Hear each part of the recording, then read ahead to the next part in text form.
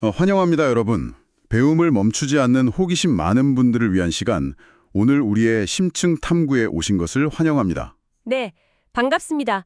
오늘 자료 이용이 벌써부터 기대가 되네요. 그렇죠.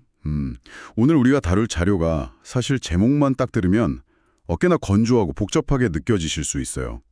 공공기관이나 정부 문서글이 보통 좀 이름이 딱딱하긴 하죠. 맞아요. 바로 그 국가전략기술인재 직무분석 사업 제안서 작성을 위한 핵심 가이드라인입니다. 실무 용어로는 흔히 TOC, 그러니까 Table of Contents 문서라고 불리는 자료들이죠. 네, 보통 정부가 거대한 시스템을 구축할 때 참여할 기업들에게 주는 아주 치밀한 요구사항 명세서죠. 우리가 이런 요건을 원하니 맞춰서 제안해라, 이런 겁니다. 그러니까요. 하지만 지금 들으시는 분들이 이 문서들을 단순한 행정 매뉴얼 정도로 생각하시면 완전 오산입니다. 절대 단순한 매뉴얼이 아니죠. 네, 이 안에는 한 국가가 미래 산업의 패권을 좌우할 그 전략기술 인재들을 도대체 이 방대한 데이터의 바다에서 어떻게 찾아내고 또 육성할 것인가에 대한 아주 거대하고 정교한 데이터 아키텍처 설계도가 담겨 있거든요. 정확한 표현입니다. 거대한 설계도죠. 자, 이제 본격적으로 파헤쳐 볼까요? 이 거대한 데이터 파이프라인 프로젝트가 도대체 왜 지금 이 시점에 국가적인 차원에서 추진되어야만 하는지 그 근본적인 배경부터 큰 그림으로 한번 짚어주시죠. 네, 이 프로젝트의 출발점을 이해하려면 먼저 우리가 전략기술이라고 부르는 현대산업 일자리의 특성부터 조금 들여다봐야 합니다. 인공지능이나 2차 전지 같은 그런 분야들 말씀이시죠? 맞습니다. 양자 컴퓨터, 바이오 이런 분야의 일자리들은요. 과거의 전통적인 제조업이나 서비스업과는 전혀 완전히 다른 궤적을 그립니다. 어떻게 다른가요? 굉장히 고승련의 지식을 요구하는 건 기본이고요.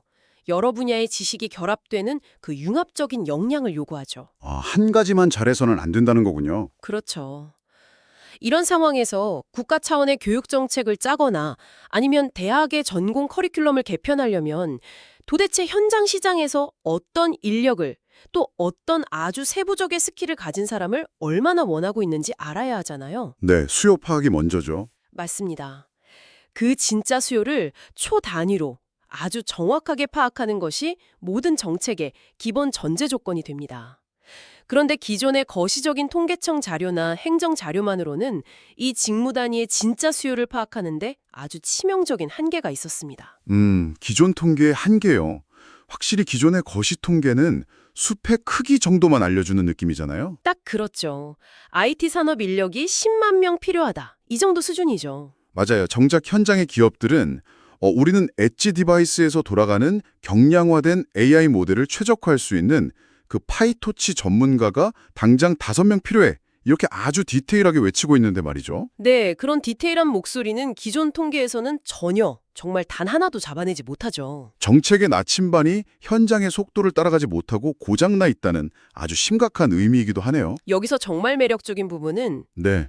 이 제안서가 그 고장난 나침반을 대체할 새롭고 아주 현실적인 대안의 원천을 명확히 지목하고 있다는 점입니다. 그게 뭔가요? 바로 채용공고 원문입니다. 채용 공고 원문이요? 맞습니다. 통계청 조사원이 2년에 한 번씩 기업의 설문지를 돌려서 막 힘들게 얻는 그런 데이터가 아니고요.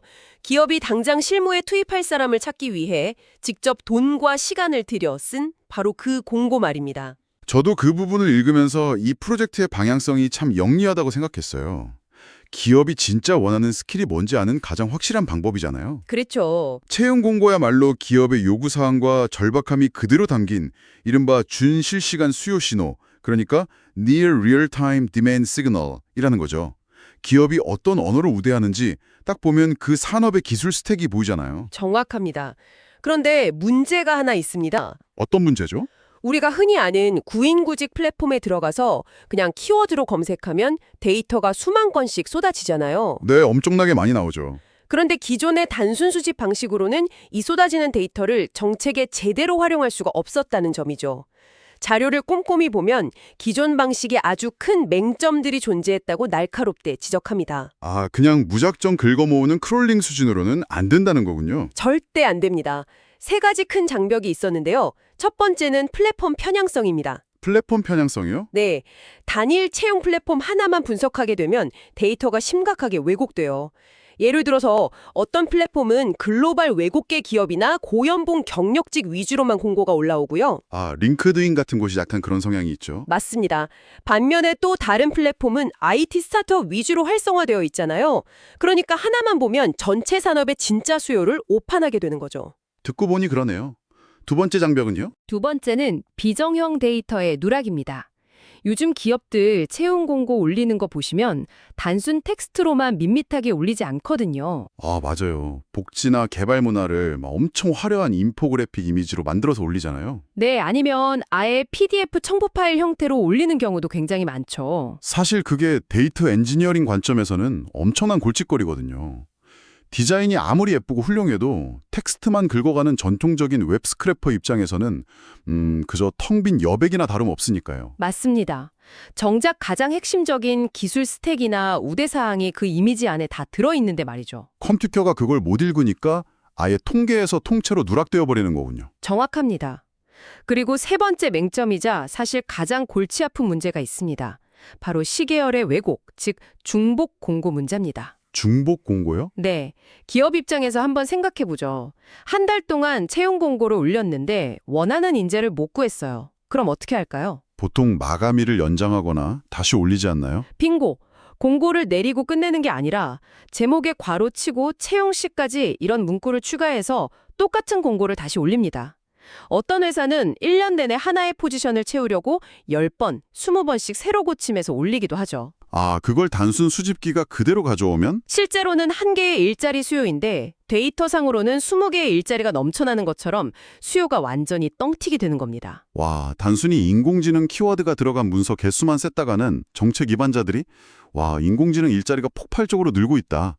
이렇게 엄청난 착각을 하겠네요. 그렇죠. 그리고 또 하나 심각한 노이즈가 있는데 인공지능 기술과는 전혀 무관한 일반 사무직 공고에 인공지능 툴 사용 경험자 우대 이 문장 하나 들어갔다고 해서 AI 핵심 일자리로 잘못 분류되는 문제도 큽니다. 결국 지금까지의 방식은 겉보기엔 데이터 양이 방대해 보여도 질적으로는 쓸 수 없는 쓰레기 데이터가 너무 많이 섞여 있었다는 뜻이네요. 네, 갑이지 인, 갑이지 아웃인 셈이죠. 자, 여기서부터가 진짜 흥미로워지는데요. 이 제안 가이드라인은 단순히 기존의 문제점만 지적하고 아쉽다 하고 끝나는 게 아니잖아요. 절대 아니죠. 완벽한 해결책을 제시합니다. 네, 이 거친 데이터의 바다에서 어떻게 순도 높은 진짜 수요 데이터를 추출해낼 것인지 그 강력한 데이터 수학 엔진의 구체적인 프레임워크를 제시하고 있습니다. 데이터를 어떻게 확보하고 정제하는지 그 파이프라인의 구조가 정말 인상적이더라고요. 네, 제안서는 기존의 한계, 그러니까 에지이즈를 완벽히 극복하기 위한 투비 모델을 단계별로 강제하고 있습니다. 첫 번째 단계는 광범위하고 균형 잡힌 커버리지 확보입니다. 편향성을 없애기 위한 거군요. 네, 앞서 말한 플랫폼 편향성을 없애기 위해 사람인, 잡코리아, 원티드, 링크드인 등 특성이 전혀 다른 최소 2개 이상의 메이저 채용 플랫폼을 반드시 교차 활용해서 데이터를 통합 수집하도록 아주 못을 박았습니다. 훌륭하네요. 그리고 시계열 분석의 신뢰성을 위해서 공고의 첫 게시일을 기준으로 최소 5년 이상의 누적 데이터를 확보하라는 조건을 명시했죠. 이 첫 게시일 기준 최소 5년이라는 조건은 데이터 분석 측면에서 매우 날카로운 요구 사항이라고 생각해요. 왜 그렇게 보시나요? 왜냐하면 1, 2년치 데이터만 짧게 보면 거시경제의 흐름, 예를 들어 금리 인상으로 인한 일시적인 채용 한파 같은 단기적 변동성만 보일 뿐이거든요. 아, 그렇죠. 노이즈에 흔들릴 수 있죠. 네, 하지만 5년이라는 긴 시계열을 확보하게 되면 특정 프로그래밍 프레임워크가 서서히 저물고 새로운 기술이 표준으로 자리 잡는 그런 기술의 구조적 변화 트렌드를 명확하게 추적할 수 있으니까요. 정확한 통찰입니다. 그리고 앞서 우리가 골칫거리라고 했던 그 이미지 공고 문제, 그것도 기술적으로 돌파하는 방안이 마련되어 있죠. 맞습니다. 바로 광학문자 인식, 즉 OCR 기술 파이프라인의 전면 도입입니다. 아, OCR이요. 네, 이미지나 PDF 첨부 파일 속에 갇혀있는 그 픽셀 형태의 글자들을 100% 기계가 읽을 수 있는 텍스트로 추출해내는 과정을 반드시 무조건 거치도록 했습니다. 숨겨진 데이터를 다 캐내는 거네요. 그런데 OCR이 아무리 발전했어도 100% 완벽할 순 없잖아요. 오타가 날 수도 있고요. 맞아요. 그래서 제안서는 단순히 툴만 도입하라는 걸 넘어서 인간의 개입을 통한 품질 관리, 즉 QC 프로세스까지 강력하게 요구합니다. 샘플링 검수를 통해 인식 오류를 찾아내고 그 알고리즘을 다시 재학습시키는 기준을 제안서에 포함하라는 거죠. 텍스트를 하나도 빠짐없이 긁어모으는 것만큼이나 중요한 게 아까 말씀하셨던 가짜 일자리, 즉 중복 공고를 솎아내는 작업일 텐데요. 그게 사실상 제일 중요하죠. 이 문서에서 제시하는 중복 판정 룰, 이른바 포스팅 아이디 룰을 보면 단순히 회사 이름이나 공고 제목에 같다고 해서 슥 지워버리는 1차원적인 방식이 아니더라고요. 절대 아닙니다. 이 규칙이 얼마나 정교하게 설계되었는지가 사실 이 데이터 정제 과정에서 핵심 중의 핵심이거든요. 어떻게 걸러내나요? 이 중복 판정은 데이터의 순도를 결정짓는 가장 결정적인 관문입니다. 기업들이 공고를 재개시할 때는 제목을 진짜 살짝 바꾸거나 본문 순서를 묘하게 뒤섞는 경우가 너무 많기 때문이죠. 꼼수를 쓰는 거군요. 네, 그래서 이 가이드라인은 URL이나 기업의 사업자 등록번호 같은 고유식별 키를 대조하는 건 기본이고요.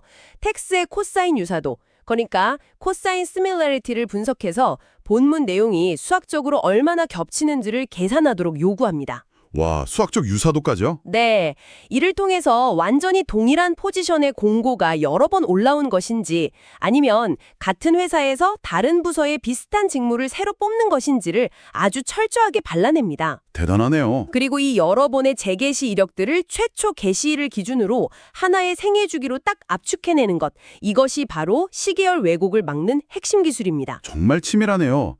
모래사장에서 잃어버린 바늘을 찾는 것도 어려운데 그 바늘이 진짜 바늘인지 환영인지까지 완벽하게 검증해내는 셈이잖아요. 쓰레기를 걸러내고 순금을 채취하는 과정이죠. 그런데 말입니다. 이렇게 중복을 다 제거하고 100% 순수한 텍스트 원문들만 남겼다고 해서 끝나는 게 아니죠. 여기서부터 데이터 과학자들이 진정한 전쟁, 이른바 비정형 데이터와의 전쟁이 본격적으로 시작됩니다. 네, 진짜 헬게이트가 열리는 거죠. 지금 이 방송을 들으시는 여러분들도 한번 상상해 보세요.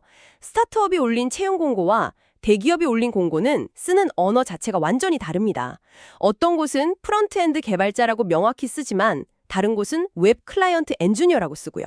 요구 스킬도 진짜 마구잡이죠? 맞아요. 쿠버네티스를 정직하게 영문으로 쿠버네티스라고 쓰는 곳도 있지만 K8S라고 확 줄여 쓰거나 심지어 한글로 쿠버네티스라고 쓰는 것도 있단 말이죠. 거기다 더 골치 아픈 건 파이썬 경험자 우대가 아니라 파이썬 경험은 필수 아님?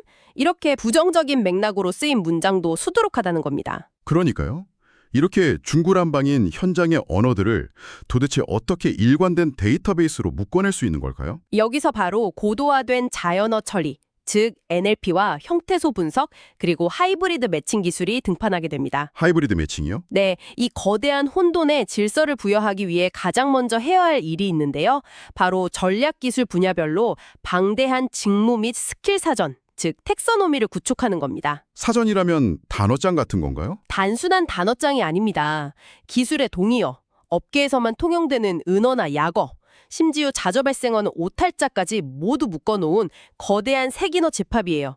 게다가 특정 단어가 검색되더라도 앞뒤 문맥에 따라 추출해서 아예 배제해야 하는 그 부정 맥락 규칙까지 아주 촘촘하게 세팅됩니다. 방금 말씀하신 필수 아님 같은 걸 걸러내는 규칙이군요.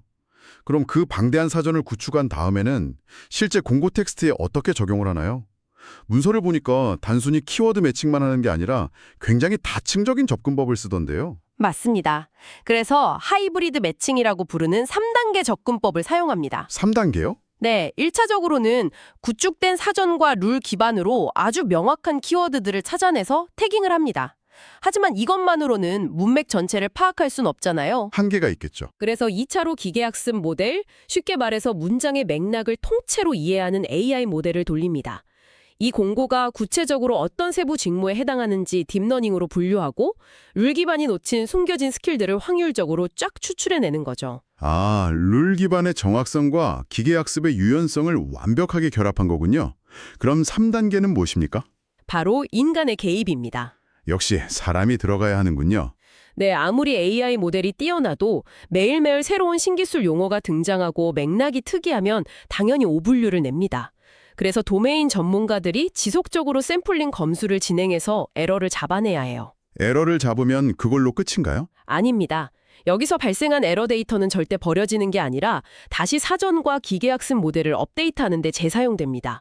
이른바 에러 분석 루프, 에러 애널리시스 루프를 계속 도는 거죠. 이 루프가 수없이 반복될수록 모델은 현장의 언어를 점점 더 완벽하게 이해하면서 스스로 진화하게 됩니다. 와, 모델이 스스로 진화한다니 정말 멋지네요.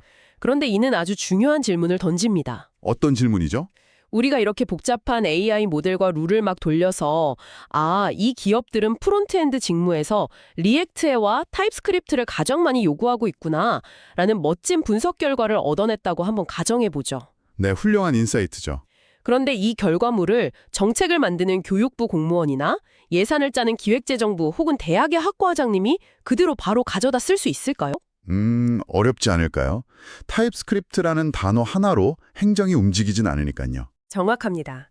행정과 제도의 세계는 그런 단어만으로는 절대 움직이지 않습니다. 정책은 국가가 정해놓은 그 굳건한 표준 분류 체계 안에서만 예산이 집행되기 때문이죠. 그 시장의 언어와 행정의 언어 사이의 간극을 메우는 작업이 반드시 필요하겠군요. 아무리 현장의 언어를 완벽하게 분석했어도 그걸 정부 부처가 알아들을 수 있는 언어로 번역해주지 않으면 결국 연구소 컴퓨터 안에 갇혀있는 죽은 데이터에 불과할 테니까요. 맞습니다. 그래서 이 제안 가이드라인을 보면 표준 체계로의 매핑이라는 과정이 아주 핵심적이고 필수적인 과업으로 떡하니 들어가 있습니다. 단순히 키워드를 뽑는 데서 끝나는 게 아니네요. 네, AI가 추출해낸 직무들을 국가에서 규정한 국가직무 능력 표준, 즉 NCS에 어떤 세부 분류에 해당하는지 하나하나 다 연결해 주는 겁니다. 매핑에 하는 거군요. 자격증이나 전공도 마찬가지인가요? 당연하죠. 공고에서 요구하는 자격증들은 국가 공시 자격 체계의 식별 번호와 딱딱 맞추고 요구하는 전공 지식은 교육부의 표준 학과 분류 규칙에 맞춰서 전부 번역하는 겁니다. 빛의 속도로 변하는 시장의 무질서한 언어와 견고하고 좀 느리게 움직이는 국가 행정의 언어 사이에 아주 튼튼한 다리를 놓는 그런 마법 같은 필수 과정이네요. 맞습니다. 그래야만 정책 데이터로 쓰일 수 있으니까요. 그래서 이게 다 무슨 의미일까요? 지금 이 탐구를 함께하고 계신 여러분의 입장으로 한번 돌아와 보겠습니다. 이 엄청난 파이프라인, 데이터 수집, 정제, AI 분류, 국가 표준 매핑까지 이 긴 과정을 거쳐서 나온 최종 결과물이 도대체 우리의 커리어나 국가 산업 발전에 어떻게 쓰인다는 걸까요? 이걸 더 큰 그림과 연결해보자면 결국 이 거대한 수고로움이 최종적으로 창출해내는 정책적 인사이트의 가치를 봐야 합니다. 분석 결과를 통해 우리는 기존에는 결코 단 한 번도 볼 수 없었던 아주 입체적인 지도를 얻게 되거든요. 어떤 지도죠? 가장 대표적인 것이 수요 변화 포인트, 즉 디맨드 시프트 포인트의 발견입니다. 긴 시계열 데이터를 쭉 분석하다 보면 특정 연도나 분기를 기점으로 갑자기 특정 기술에 대한 기업들의 요구가 폭발적으로 증가하거나 확 사라지는 그 변곡점을 탐지할 수 있어요. 트렌드가 바뀌는 순간을 포착하는 거군요. 네, 예를 들어서 2024년 3분기를 기점으로 모빌리티 산업에서 특정 C++ 프레임워크 요구사항이 필수로 완전히 전환되었다. 이런 식으로 마이크로 트렌드를 실시간으로 잡아내는 겁니다. 와, 그 수요 변화 포인트 하나만 정확히 짚어내도 파급력은 정말 어마어마할 것 같습니다. 대학에서는 당장 내년도 전공 필수 과목을 무엇으로 바꿔야 할지 그 아주 정확한 근거를 얻게 되잖아요. 그렇죠. 감으로 정하는 게 아니니까요. 게다가 취업을 준비하거나 이직을 계획하는 직장인 분들에게는 자신의 커리어 패스를 어디로 틀어야 할지 알려주는 가장 확실한 GPS가 될 테고요. 맞습니다. 그리고 또 하나의 아주 강력한 결과물이 있는데요. 바로 채용 본문에서 추출한 다양한 스킬과 사용 툴, 우대 전공들을 서로 군집화해서 도출해내는 핵심 스킬 클러스터, 즉 직무별 역량지도입니다. 역량지도. 이름만 들어도 든든하네요. 나아가서 이 역량지도를 기업의 규모별, 세부 업종별, 심지어 지역별로도 교차 분석할 수 있습니다. 지역별 분석이요? 그건 어떤 의미가 있죠? 생각해보세요. 만약 데이터 분석 결과 특정 지방도시의 산업단지에서 요구하는 전략기술 스킬과 딱 그 지역 대학에서 배출하는 인재들의 스킬 사이에 아주 심각한 불일치, 엇박자가 발견된다면 어떨까요? 미스매치가 일어나는 거군요. 일자리는 있는데 사람이 없고 사람은 있는데 일자리가 없는. 바로 그겁니다. 그럼 지자체와 중앙정부는 예전처럼 두루뭉술한 일자리 예산을 뿌리는 게 아니라 정확히 그 타겟팅된 스킬의 격차를 메우는 아주 뾰족한 맞춤형 교육 프로그램에 예산을 팍 투입할 수 있게 되는 겁니다. 와, 완벽한 데이터 기반의 선순환이네요. 진짜 멋진 청사진입니다. 그런데 이쯤 되니까 이 어마어마한 과업의 난이도에 대해 다시 한번 생각해보지 않을 수가 없네요. 난이도가 상상을 초월하죠. 데이터를 긁어 모아서 정제하고 고도화된 AI 언어 모델을 돌리고 그걸 다시 정부 행정 표준에 맞춰 번역한 뒤에 정책적인 통찰까지 쫙 뽑아내야 한다니 이건 단순히 코딩 속도가 빠른 개발자 몇 명 모아놓는다고 해서 절대 해결될 수준의 프로젝트가 아닙니다. 매우 정확한 지적입니다. 이 제안서의 인력 운용 계획 파트를 주의 깊게 살펴보면 발주처 역시 그 사실을 아주 뼈저리게 잘 알고 있습니다. 데이터를 다루는 기술과 실제 산업 도메인 지식이 분리되면 이 프로젝트는 100% 실패한다는 것을 아주 강하게 경고하고 있죠. 그래서 어떤 조직 구성을 요구하나요? 성공적인 과업 수행을 위해서 무려 5개의 핵심 축으로 구성된 일종의 어벤져스 팀을 조직할 것을 강제하고 있습니다. 5개의 역할이 구체적으로 어떻게 나뉘어 있습니까? 먼저 전체 프로젝트의 복잡한 일정과 기술적 리스크를 통제할 총괄 PM이 중심을 딱 잡고요. 그 아래로 방대한 플랫폼에서 데이터를 무결하게 수집하고 정제하는 데이터 엔지니어 팀이 붙습니다. 수집과 정제가 기본이니까요. 네, 그리고 텍스트의 스문 맥락을 읽어내고 그 모델을 미세하게 튜닝할 NLP 및 기계학습 전문가가 필요하고요. 아까 말한 하이브리드 매칭을 담당하겠군요. 맞습니다. 그 다음엔 분석된 데이터를 국가체계에 맞춰 번역하는 표준체계 매핑 전문가가 투입됩니다. 행정 언어로 통역하는 분들이네요. 마지막 한 축은요? 마지막으로 이 모든 숫자와 키워드들 속에서 진짜 정책적 시사점을 읽어내고 보고서를 완성할 정책산업 도메인 연구원이 반드시 필요합니다. 아, 도메인 지식. 네, 아무리 NLP 전문가가 기술적으로 분류를 기가 막히게 해내도 그 결과가 대학 지원 사업이나 국가 정책에 어떻게 연계되는지 아는 도메인 전문가자 곁에 없으면 완전 무용지물이니까요. 기술과 행정, 데이터 과학과 산업 인사이트가 정말 완벽하게 하나로 톱니바퀴처럼 맞물려 돌아가야 하는 엄청난 과업이군요. 이 5개 조직의 화학적인 융합만이 프로젝트 성공의 열쇠라는 게 확 와닿습니다. 그리고 여기서 절대 놓치면 안 되는 게 하나 더 있습니다. 뭔가요? 바로 보안과 준법 체계입니다. 이 과정에서 수집되는 채용 공고 원문 안에는 인사 담당자의 이름이나 이메일, 개인 연락처 같은 민감한 정보들이 섞여 있을 수 있거든요. 이걸 철저하게 가려내는 마스킹 작업이 엔지니어링 초기 단계부터 강력하게 고려되어야 합니다. 아, 개인정보 보호는 기본 중에 기본이니까요. 또 하나 제가 이 문서를 보면서 흥미롭게 느낀 부분이 있는데요. 이 제안서가 참여 업체들에게 단순히 최선을 다해 좋은 모델을 만들겠습니다. 이런 정성적인 약속을 절대 믿지 않겠다는 태도를 보인다는 점입니다. 네, 아주 차갑고 냉정하죠. 굉장히 엄격한 숫자를 요구하고 있습니다. 숫자로 증명하라는 거군요. 네, 발주처를 설득하기 위해 제안사가 직접 정량적 핵심 성과 지표, 즉 KPI를 구체적인 수치로 제시하도록 가이드하고 있습니다. 예를 들면 어떤 지표를 요구하나요? 예를 들어 인공지능 모델의 성형을 입증하기 위해서 직무 분류의 F1 스코어를 몇 % 이상 달성하겠다고 아주 구체적으로 명시해야 합니다. 아, F1 스코어요. 데이터 과학에 익숙하지 않은 분들을 위해서 제가 이 F1 스코어의 개념을 조금만 쉽게 풀어보자면요. 이건 단순히 정답을 잘 맞히는가를 넘어서는 훨씬 정교한 개념이죠. 그렇죠. 균형이 중요하니까요. 네, AI가 너무 소극적이어서 정말 확실한 단어만 추출하다가 중요한 스킬을 왕창 놓쳐버리거나, 그러니까 재현율의 문제죠. 아니면 반대로 너무 공격적이어서 아무 단어나 다 스킬이라고 잘못 잡아내는 정밀도의 문제. 이 양쪽의 치명적인 오류를 동시에 억제하고 모델이 얼마나 균형 있게 똑똑한지를 보여주는 지표라고 할 수 있습니다. 완벽한 비유와 설명입니다. 그 F1 스코어뿐만 아니라 분석에 반드시 필요한 필수 항목들의 결측률, 그러니까 미싱 밸류 레이트를 몇 % 이하로 방어할 것인지도 약속해야 하고요. 또 아까 말한 중복 공고를 제거하는 정확도를 과연 어떤 수준으로 보장할 것인지 등 데이터 파이프라인 자체의 품질을 철저하게 숫자로 증명해야 합니다. 와, 정말 빈틈이 없네요. 이것은 단순히 일회성 연구보고서 한 건 예쁘게 써서 납품하고 끝내는 게 아니군요. 1년 뒤, 3년 뒤에도 국가가 지속해서 데이터를 넣고 돌릴 수 있는 견고하고 재현 가능한 분석 시스템을 납품하겠다는 선언과도 같습니다. 정확합니다. 영속적인 시스템을 구축하는 게 진짜 목표인 거죠. 자, 오늘 우린 정말 꽤나 깊고 복잡한 데이터의 숲을 함께 헤쳐왔습니다. 이 자료가 단순한 제안서 작성 가이드를 훌쩍 넘어서 한 국가가 진정한 의미의 데이터 기반 의사결정, 즉 데이터 드리븐 디시전 메이킹을 향해 나아가는 엔투엔드 프로세서임을 생생하게 목격했죠. 네, 모든 과종이 유기적으로 연결되어 있었죠. 네, 고장난 거시통계라는 낡은 나침반을 과감히 내려놓고요. 시장의 진짜 목소리인 채용 공고 원문을 최소 5년치 이상 폭넓게 긁어모으는 것에서 출발했습니다. 텅 빈 이미지 파일까지 OCR로 모조리 텍스트화하고 아주 정교한 수학적 룰을 통해 가짜 중복 데이터를 말끔히 솎아냈습니다. 그 과정이 진짜 예술이었죠. 맞아요. 그 후에는 룰 기반 모델과 기계학습, 그리고 인간의 꼼꼼한 검수를 결합한 하이브리드 매칭으로 그 무질서한 텍스트의 질소를 부여했고요.